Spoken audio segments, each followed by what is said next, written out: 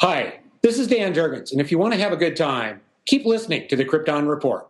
It's a bird. It's a plane. This is Jason J. Lewis, the voice of Superman on Justice League Action. This is Mark Waid, writer of Superman Birthright, and you're listening to The Krypton Report, the All Things Kryptonian podcast, including Superman and Supergirl. We discuss games, movies, cartoons, TV shows, and comics. Find us on Facebook, Instagram, YouTube, and Twitter.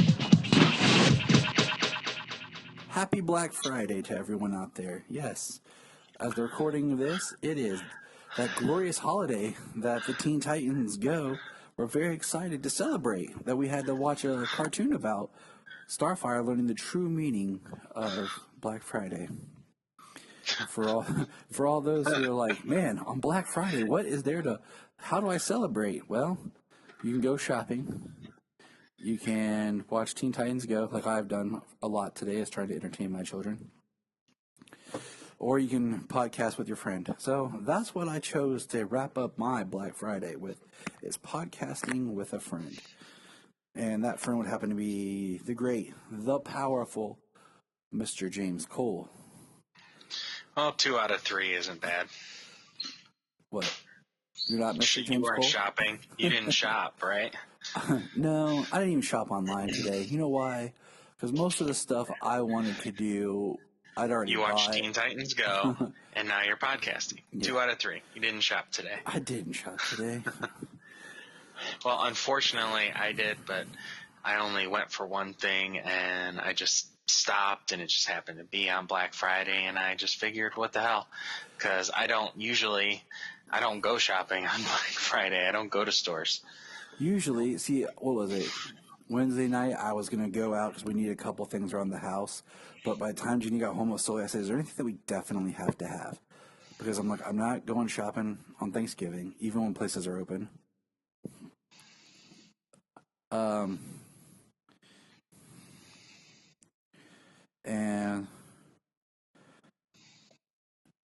I'm not going to go on Black Friday, so I'll go tomorrow. Yeah, I never go, and I just got off of work, and I needed to grab something, so, yep, that's what I did. I swung by the store, picked something up. It's only one thing, 2 of one thing, and good to go.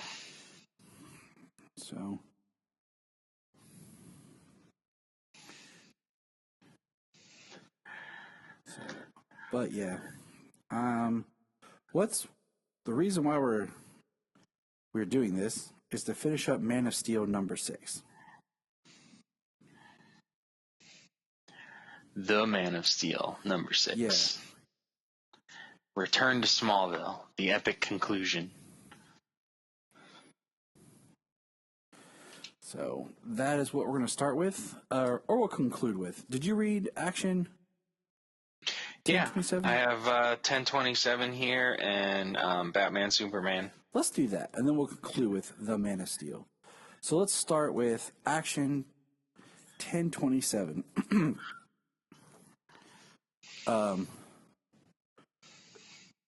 What do you call it? Which cover did you buy?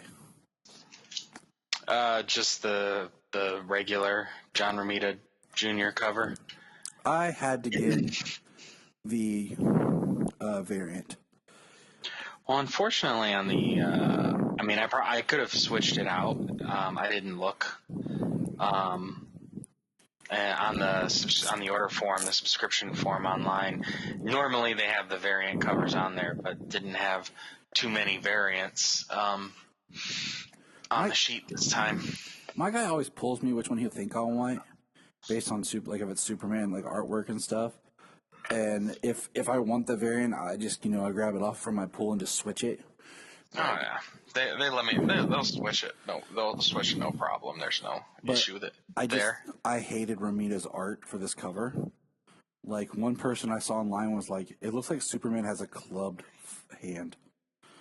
Like it just. So I was like, yeah. This is Gary Frank, and it's Connor, Superboy, John Superboy. Superman and Supergirl on the cover. It's a beautiful cover compared to the other one. But so let's dig in. Yeah, definitely. I definitely should have changed my cover. I didn't even think about it. I guess I did actually do a second Black Friday shopping because I got Batman Damned hardcover 25% off today. That's awesome. Because I went in for my books today because I haven't had a chance to get over there all week. So I made sure to get in there today, especially for tonight. And yeah, I was like 25% off the hardcover of Batman Damned. Sure. Yeah, I got the hardcover. I like it because I got screwed out of my first issue because he forgot to put one back. Like, I like my shop guy, but like he sometimes screws up on pulls because he has it all written down like in a notebook. I'm like, man, I'd be making files or something, like some sort of system to make it a little bit better for pulls. But yeah, I got screwed out of that. And that's disappointing just because of how big of a controversy it was. Yep. You know? And when it came out, and it's not worth the price that they're charging for it. He was like, I'll get you on the reprint. And I'm like, okay. I was pissed. And then the reprint came out altered. They didn't even reprint it. Oh, yeah, that's right. They didn't even do it because they were just like, nope, we're not going to do a reprint. It'll be in the collected.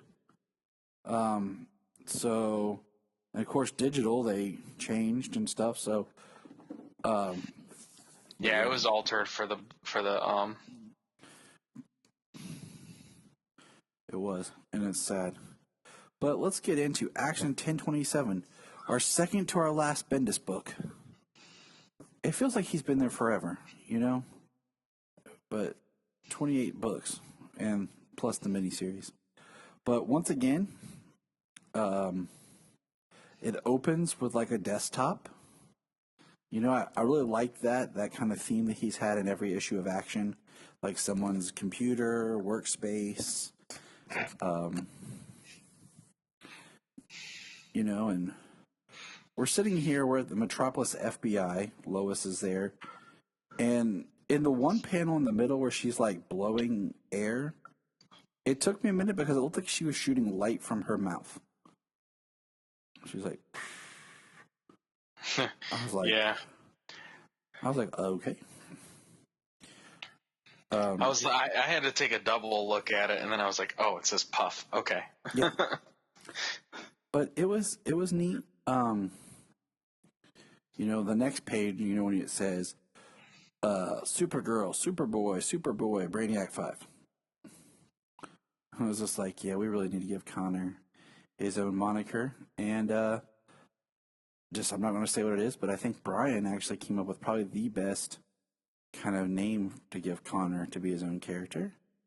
And that's a story that Brian and I have worked on kind of tackling ourselves and coming up with ideas. But yeah, there are still some names out there. Superman in the House of Kent epilogue. And we see Red Cloud and Lois is, you know, being taken out. We see where it's kind of a flashback and to the end of last issue. And I love that we get the look up in the sky there from Jimmy Olsen. Yeah. We got some nice action pages of the super family flying around Red Cloud. And yeah, I like the first shot of them on the second, or on the fourth page there, and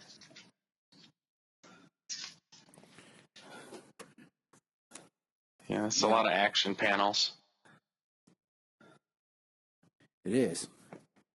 It's kind of it is kind of crazy because it's just one of those, like, I'm liking this story. Like, I really do like this House of Kent story, especially with a couple of issues I grabbed of Young Justice just to kind of help fill in Connor. I just wish the art was different. You know, I like here, if you look, where Perry's like, I don't care if we are under investigation, I want that story. And Jimmy's like, I got art. Yeah, I mean, I tend to agree with the art. You know, when I've read through Action for a while now, since it's been Romita Jr.'s art. It's just been about like reading the story. Yeah. Yeah. That, like you said before, like, you know, like a lot of times, like, you really like to focus in on the art, and you'll point out more stuff in the art that I'll miss. I enjoy the art of comics, but I really like the story. You know, but with like Ramita, I just kind of like, okay, that's the art, browsing through. Right. Yeah, I definitely, I've said it before, you know, I definitely like to watch the panels as they tell and they show you the story. Just placing the dialogue in there. I really like when good artists and good storytellers are able to do that. I agree. And then magically they took Robinson to the Phantom Zone. And, you know, I think it works kind of in this story, but I kind of hate sometimes how the Phantom Zone is like the end all, like, blip, Phantom Zone. I mean, that's what he should have done with Doomsday, but that's another story. I think, you know, part of this story that's the most interesting, honestly, is like the Lois stuff, where they're like, And that's an extremely different Phantom Zone than is in the Superman books. right, and it's, yeah. So When he takes Sinmar there. right, different artist, same writer. Yeah. It's amazing how quickly they can go in and out of the Phantom Zone now. Like, in the blink of an eye, it just happens. I'm surprised he doesn't have something on his belt now, like a Phantom Zone projector or something like that's built onto his belt where he can just like step into it, almost like a boom tube, like Phantom Zone. Right. Like, if there's a picture here, it looks like maybe Brainy's holding a Phantom Zone projector in his hands. He is. But, yeah, but where'd he get it from? And not in this book, and not in any prior book to this. Yeah, he's got. He hasn't just been flying around with the Phantom Zone projector this whole time.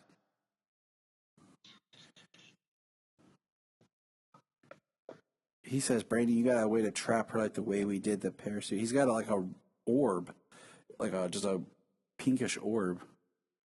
And then I think this is interesting when basically loose threads, the Invisible Mafia, Leon's,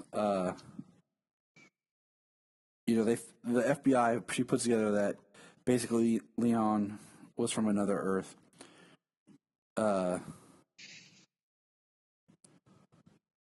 And they realize she's already gotten away, and we start seeing like a note written by her to Robinson about, you know, her getting away, and we see Robinson Good and Stryker's Island.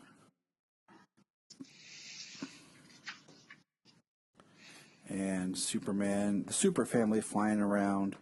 And man, how did you feel about this panel? This, where he's talking about Star Labs now and everything, like all the chain of events because of him, that all these events happened. Every single thing, and then it looks like he destroys Star Labs. Yeah, and then like I was like, whoa, and then I looked at the next part, and it was just like in his mind. Right. I was like, really? You're gonna fake us out like this? Yeah, I was like, I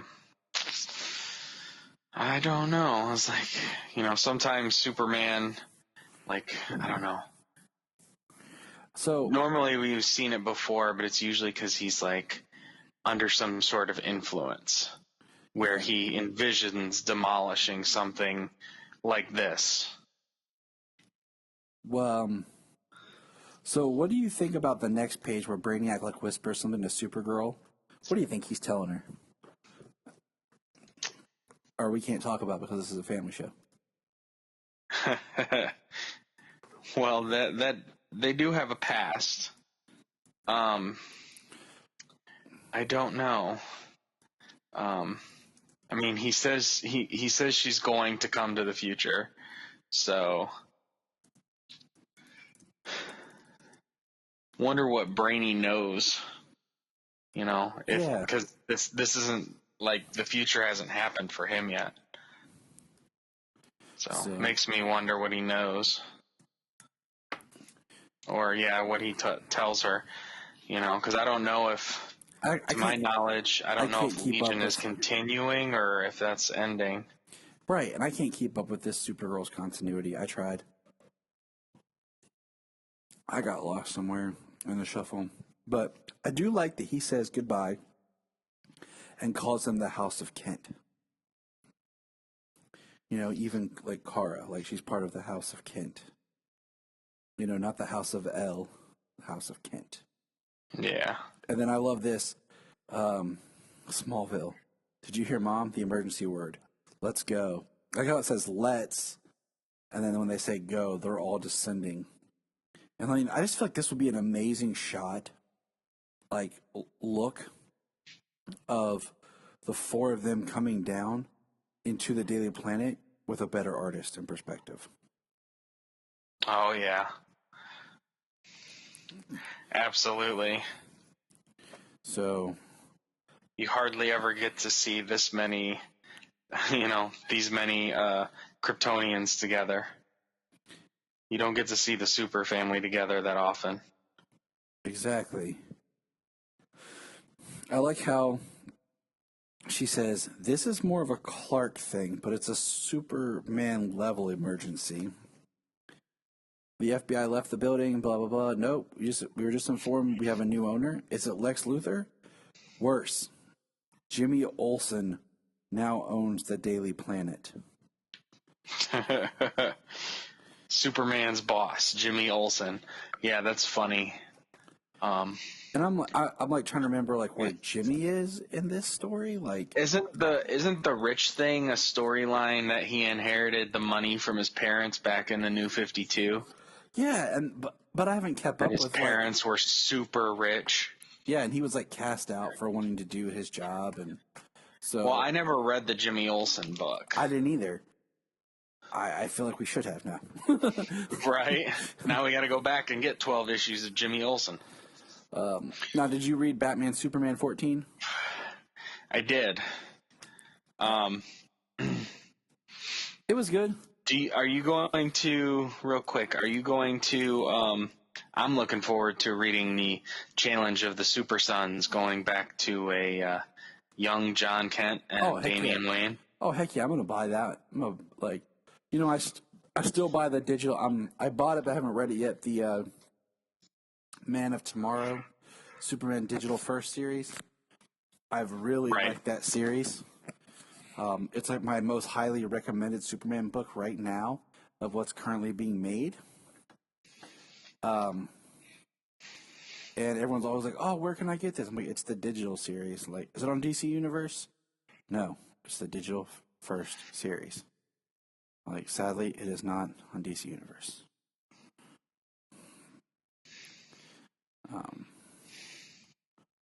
But yeah, Batman Superman was good. I'm not gonna break it all completely down, but I like the idea that, like you said, it does point out that it was a program they designed and to help them think like villains and criminals, and the first thing they programmed in it though was themselves, and basically Batman poses a question to it that it can't compute, and I like the fact that they contained it by putting it in an old analog almost computer that had no internet or anything like that to it. It was just an old green computer. That's how they contained the virus. And they say, what's it doing in there? Fighting itself. I thought that was pretty cool.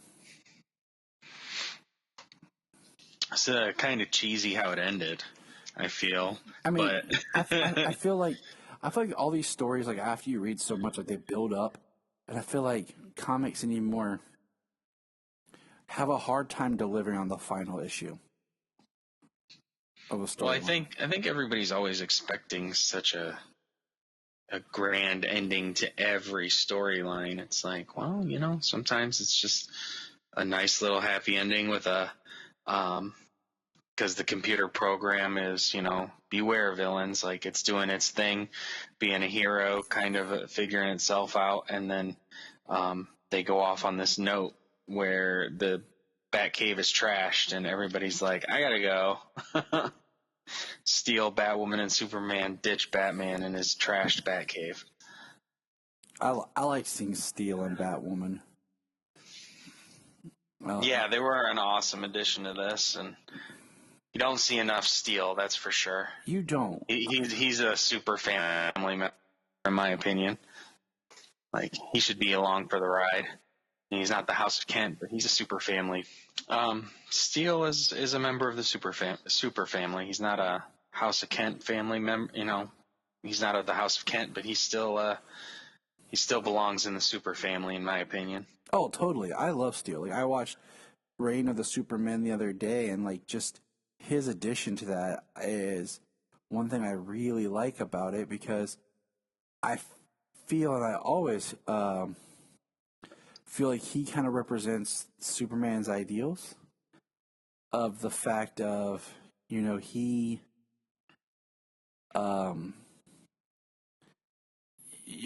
he was saved by Superman, and then when Superman was gone, he stepped up and did what he could to protect and save people. And that's kind of like what Superman always wanted, was people to do what they think is right and to help other people. I think still, he took it to an extreme, but he had the ability to. So, yeah. Out of all the four Supermen that came into being after Superman died, they were all like similarly an aspect of him. The last son of Krypton, Superboy, but Steel was like the heart of Superman. mm-hmm. Like he held the same beliefs of being able to protect people, and doing it for the right reasons. I've always found it interesting. Like, the Eradicator is like one of those things that's like, comics have never been able to like really know what to do with the Eradicator. They always kind of make him over-explain him or under-explain him, but then like in the movie, they did a really good job of kind of explaining him.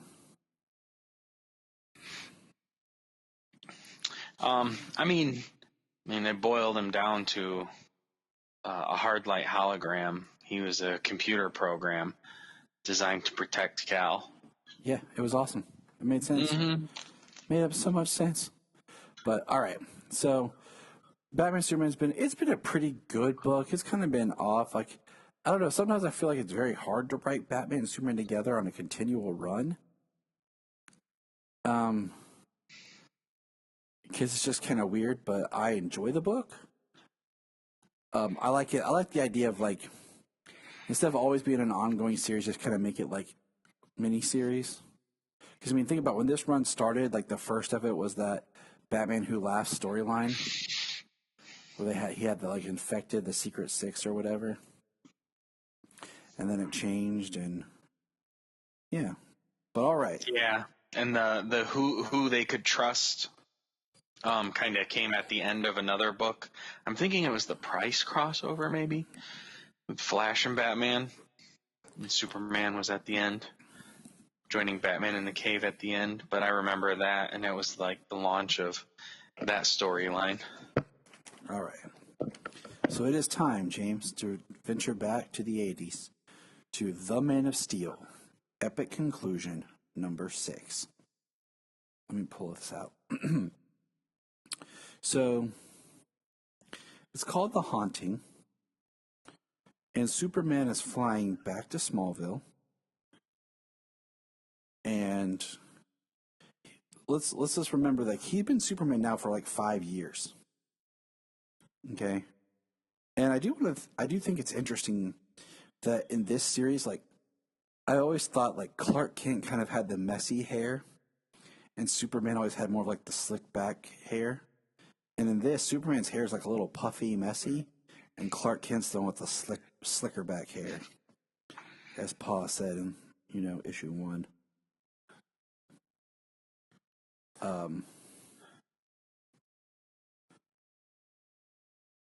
It is interesting that we're on the farm here. Clark's back and walking around, can't eat. Got to get some of Ma's good old home cooking, right? I bet Ma can make an amazing Thanksgiving Day meal. Oh, I bet. And all the stuff fresh off the farm. And then we see the ghost of Jor-El. And he's trying to talk in Kryptonian. Clark doesn't know it, reaches out and touches him. And it's like Clark is kind of speaking in Kryptonian. And I try to, he got transported back there, or it's all in his mind. Or, cause he's like, where am I? Wait, don't run away, please. Please tell me where I'm at. And he's seeing the planet. And then Lara says, Jor-El. What, that name? Wait, that name. What does it mean? Who are you? No, you're not. You're Jor-El. Yeah, I see him in your eyes. There's never been a casting of a Kal-El and a Jor-El that actually look like father and son. Okay? Man of Steel was close. Yeah, I was going to say, that's the closest version. But other than that, no. And Jor-El's supposed to look like he could be Kal-El. You know what I'm saying? Like, they're supposed to look very similar. Well, that's usually how it is. I also think, though, that the difference could come from the fact that that's the way it's always supposed to have been, but there could be a difference of being underneath a yellow sun as you're growing up, as opposed to growing up under a red sun. Deep thoughts with James Cole. Yeah, just an idea. They do draw the Kryptonians' faces a little bit more, I'd say, plain, but they don't have eyebrows. Like Lara has no eyebrows. Let me go back a page. Jor-El has no eyebrows. That's weird. They don't have eyebrows on Krypton. So why does Kal-El have eyebrows? Do they shave them? They must. They must shave their eyebrows. And then we get a really cool kind of it's Lara's face, and he starts to get distorted, and it's replaced with Lana. And you know how we know it's Lana? Red hair.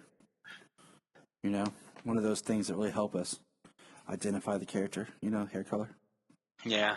Her hair color is the exact same color as the side of the house and the porch. he painted it Lana red. Yeah. And they start talking, and I found this extremely well done character development, where Lana talks about how he changed her world in a very unique way. And she says, remember 10 years ago? And she's talking about how she was getting ready, and he came over, and he was trying to tell her something. And he says, I want to, he says, if it, I can't talk anymore.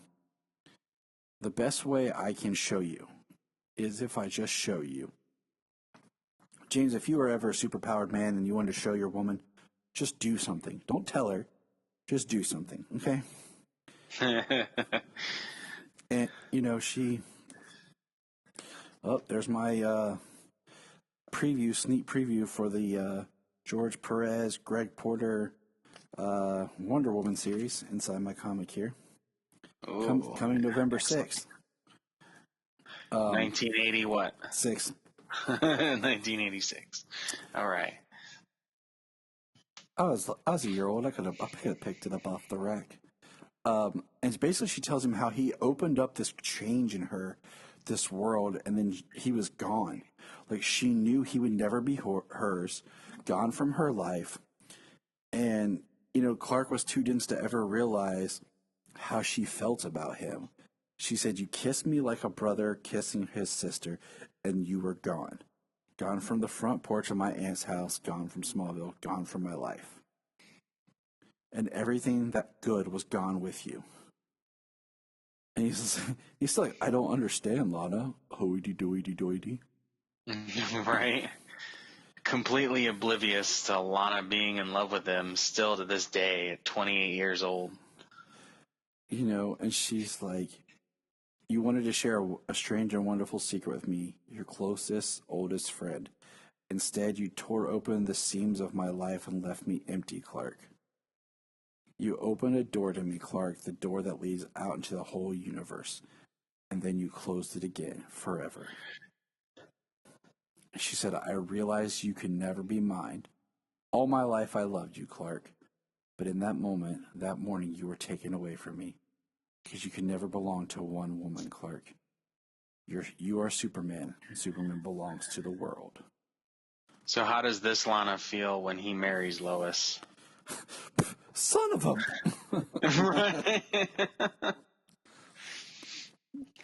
She's bitter because she talks about that she thought about outing him when Superman first appeared. I thought about revealing your secret, but eventually I came to realize you'd meant well. Yeah, what a woman here. I followed Superman just watching, hoping, and dreaming. You know, she talks about how her house is in disrepair after her aunt passed, and it was an anchor, a piece of the old life. You know, and I was like, oh, okay. You know, she says, I'm happy now, Clark. Not as happy as I might have been if you were just an ordinary man and we raised about a dozen ordinary kids.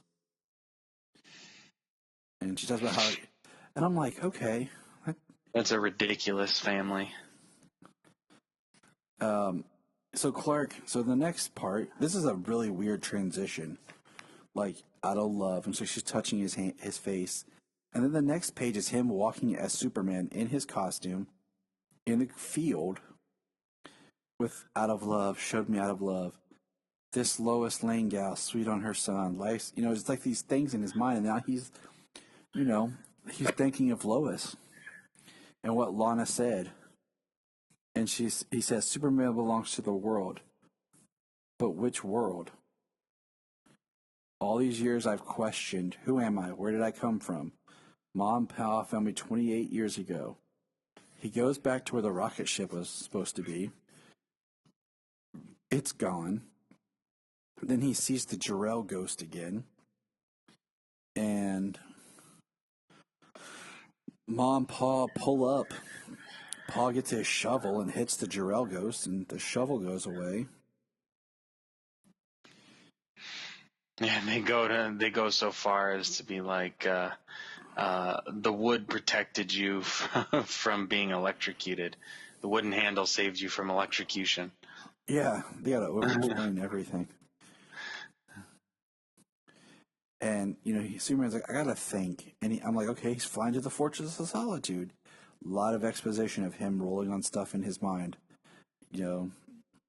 And this is where it hit me that I'm like, he doesn't know he's an alien. Like, just reading this Man of Steel, so like they never explored Krypton or his alien. This was his introduction to all that in this Man of Steel series. It's a very weird miniseries. Yeah. It's like the high points. Like each part is like a high point, and then we have other stories that could go in between. Because, you know, he lands what looks like he lands in the Arctic, and then he like standing on like a rock cliff, and I mean, it's an awesome drawing. Yeah. Well, you know, Lex finds out that he's an alien in the last issue, but what does he do with that? Nothing, you know? Yeah. And in this issue, you know, he finds out he's an alien, and he's been Superman for 5 years already. Yeah, and just this whole like, I'll always cherish the memories Jor-El and Lara gave me, but only as curious mementos of a life that might have been. Krypton bred me, but it was Earth that gave me all I am, all that matters. I may have been conceived out there in the endless depths of space, but I was born when the rocket opened on Earth in America. It was Krypton that made me Superman, but it is Earth that makes me human. And that's like the last words of this book. Like there's no like, I am now Superman, or like, I am like it's all exposition in his mind, but it's the Earth that makes me human. Yeah. So I'm guessing it's John Byrnes' Superman run where it goes into like the Matrix, the chamber or whatever that the DNA was made Yeah, put together and it has to. grew. And I expected like the last page that maybe he uses his superpowers and fixes up Lana's house so that she can live somewhere nice and not be like, in a hood or something. I kind of expect a little bit more from Clark. Like, why give me that like little bit of subplot with Lana talking about her house and then you don't do anything about it, Clark? Yeah. What the heck, man? Right.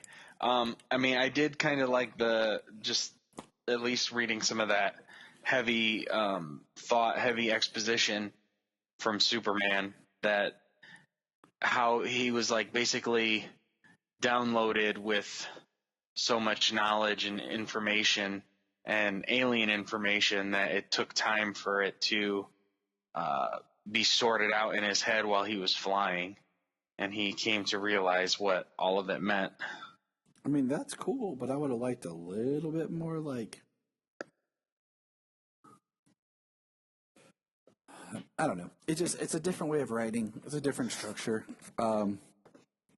The story it had the 6 issues. I would definitely recommend, was it 4 and 5 for sure? And was it 3 where we meet Lois? 2 is Batman, right? And 3 is Lois, or is that, I got that reversed?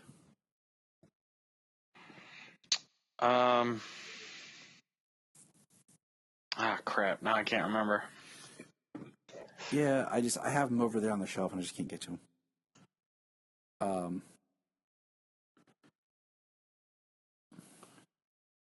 But It's 2 is Lois, 3 is Batman. Okay, so I definitely recommend issue 2, issue 4, and issue 5. I mean, 1 is cool, but I have my issues with 1. I just feel like 1 could have been 6 issues in itself. So. Yeah, I mean, two through 5 were good. 1 has some issues. 6 has, I don't know, a little bit of issues. Kind of seems like, I don't know, out of place. Maybe that story should have happened a long time ago. Yeah. It's crazy to me. Like sometimes you forget things when you're reading this story. Like, oh wait, that hasn't happened yet. Like, well, I mean, it is called the Man of Steel. Like, he's just a man. He doesn't even consider him being an alien. He's just a man with powers, So it is nice to see that he's just a man doing the right thing. Yeah. It would have been interesting to do like just something like Alien of Steel or something like some sort of play off of it kind of later. Instead of Man of Steel, Alien of Steel. Kind of where it's like more of, I don't know, from a different angle. But it was good. I mean, I'm not a hater on it. There was some stuff that was weird in it. That's all. From especially issues 1 and 6. But any other final thoughts on this Black Friday? This holiday of holidays. No, I mean, I'm happy to have finally gotten to read this. It's been on my to-do list for a long time. So I know it's one of those that you never want to admit that you've not read. You read that? Yeah. Or when somebody, someone that you really care about who's a friend, tells you they've never watched Justice League or Justice League Unlimited, the cartoon series, and you just question your friendship and your reality. Just throwing that out there. Right. Yeah, I agree. I don't know what kind of person could do that. I don't either. It's tough. Go on without watching that. So, all right. From all of us at Krypton Report, happy Black Friday. We hope you had a happy Thanksgiving and are preparing for a wonderful, safe, and happy holiday season. So remember, buy our holiday guide. Look at our holiday guide and buy the stuff. It's awesome. Enjoy. Look up in the sky.